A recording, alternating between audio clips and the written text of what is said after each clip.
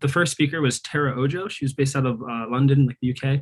She's a senior software analyst, and she was talking about salary negotiation. So, like, when you get a new job and they're giving you that first offer, like what you should do and what you should expect and how to know and like what resources to use. So, she broke it down into five different, I guess, sections that you should focus on. One is industry, next is role, location, experience, and then both internal and external influence. So industry, obviously, what you're doing, like in your job. Role, I mean, same sort of thing. Exactly, like what exactly you're doing within there. Location as well. I guess closer to like headquarters, like HQ sort of thing. Obviously, you get like more money for that sort of work. Also, experience, how experienced you are, and I guess what else you have to bring to the table from like your past situations and stuff. And then also, yeah, the internal and external influences what really got me thinking. It's basically just like how much value can you provide to the company, both internally, like all your own skills, your own conversations and everything like that, and then externally, any like networking you've done in the past that can give you those connections that would benefit the company. And she said it's really important to like bring all these things up and basically know where you fit in each of these situations. She said like there's a couple steps you should go on when doing this. One is gathering research. She said using PayScale, Hired, and Glassdoor to look at similar positions to see how much they're getting paid. And they literally give you a range. Like she showed us online, it gives you a range from like the low end to the high end, and obviously shooting for the high end. And then also she said it's good to cross-reference between those because you don't just want to go off the one. This is more the next part, reach out to coworkers.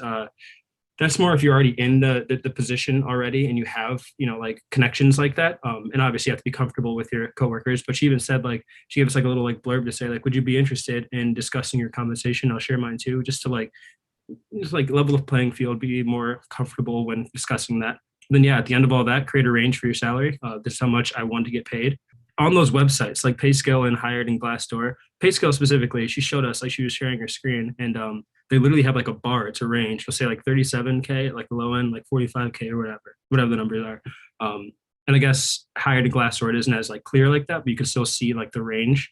So it's just cross-referencing between that and finding that higher end range that you should be looking for. She also said personal benchmarking is a good thing to do, just to know your own skills and your own skill set, which you can offer. It's definitely good to bring up in that conversation. So then she continued on talking about the conversation itself. She said that there's three different situations that could occur. One, you're happy with the offer and you don't want to accept it right away, but you're happy with the offer. You're happy with the number that they give you. And you can do a couple of things with that. You could just ask for more because obviously that's the number they're giving you initially. You still some room for negotiation there, or you can accept it, whatever you're feeling. Number two, you're a little bit below the preferred number that you would like, but you could accept it, with some negotiations, like in that swing range. And then three, it's too low for you to accept it, and you'll walk away if they don't meet your expectations. She said it's good to have like a contingency plan, essentially, to know in each of those situations exactly what you're going to do, and exactly how you'd handle that in a professional manner. And like you'll know what you can bring to the table, what they are bringing to you, and you have to be able to work between the two. She said that she's worked in a lot of different positions, honestly, in like software engineering, and the Financial Times is where she's at now, and she's moved around there. She said that she prepared a lot for like all the conversations she's had when she's been giving like a new offer. And a lot of the time that she does all this work, and like just the fact that she did all the research and she shows the person that she did all this research and she knows what she's talking about, essentially, they'll just give her the offer like immediately. Like she said that she's been really nervous for these conversations and ends up being like a 2-minute conversation. Like she slides the paper over and they're like, yep, that sounds good. And then just give it to her just because she's so prepared. And I just thought it was very powerful in that like preparation really does get you there. And yeah, I really like what she had to say. So does she like put something on paper and then slide it across the table, like that kind of thing? That's kind of what she said. She had like a little manila folder, she said, and then she had all of her research there, had her own skills and her own, I guess, resume and all of that there. And essentially slid it across the table, seeing what they had to say. And they're like, yeah, well, this is a lot of research. Just open it, saw the first page, like, yeah, this is good. Yeah, go ahead. But that's a real power move, to do that. Mm-hmm. To actually do it, right? Not to just think that what you're going to do, but to actually do it. Actually do it. So what I've found most importantly, and this is like not weird at all, but like simply for asking for more, there's a high chance you'll get more. Mm-hmm. So tons of coworkers that I had were scared of that conversation. And they're like, oh, like what's a normal raise? Like 4%, right? I should be happy. And it's like, what does that have to do with anything? It's whatever you're contributing to the company. You have to be aware of it. You have to make the company and your boss aware of it. And then also, if you're like, maybe if you're asking for a raise and you don't get it, don't let them off the hook so easy. Set specific goals right then and there and say, okay, great. However, what do I have to fulfill for you to give me this raise that I'm asking for? Because then the next time, and you say, look, I fulfilled it, then there's like, now what are they going to do? You know, salary negotiation is one of my favorite, one of my favorite topics, actually.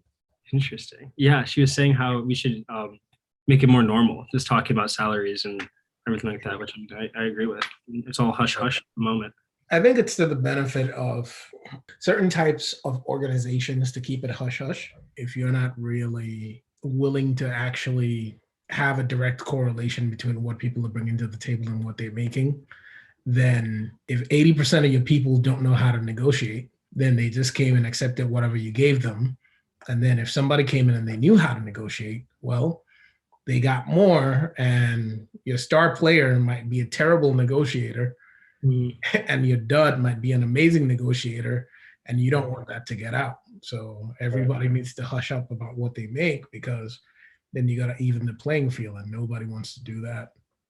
This is like an anecdote, right? So kid goes to like Stanford MBA program, already has work experience in the financial field, gets a Stanford MBA, goes to like this VC fund, and they give him a job offer, and he like goes in, you know, like last round of interviews, and he's like, guys, like I've done my research, I know what I'm worth, like I'm not going to accept anything less than $250,000 a year. And they say, whoa, yeah, like totally, I mean, you're right, your contributions are very valuable, you have great skills, 250,000 it is. So then he starts the job, gets to the training, him and the other new guys have a couple of drinks, and they're like, isn't it crazy that they pay us over $300,000 in like the initial offer? And he's like, fuck. So that's like the other side to this. Let the company make the offer, the first offer, always. Because if you're unhappy with it, you know, it's better to go up from there, because it might surprise you. I actually saw that happen too in real life. There was, I don't know, the budget was like $100,000 for a position, and the candidate comes in. I know it's a lot, but if you guys just get to like 50 or something, and the guy's like, you know what, we'll do 50 and a 10% bonus because we want to keep you. So, and then, you get 40 grand in the budget to go do something else altogether. Sneaky. Typically my way around that is I ask like, hey, so what's your range for this position, and see what they say. You got to know your stuff and know your stuff. Yeah, exactly. For software developers right now, but like the last 10 years, right, there's such a massive shortage of talented developers that you can command a pretty good premium.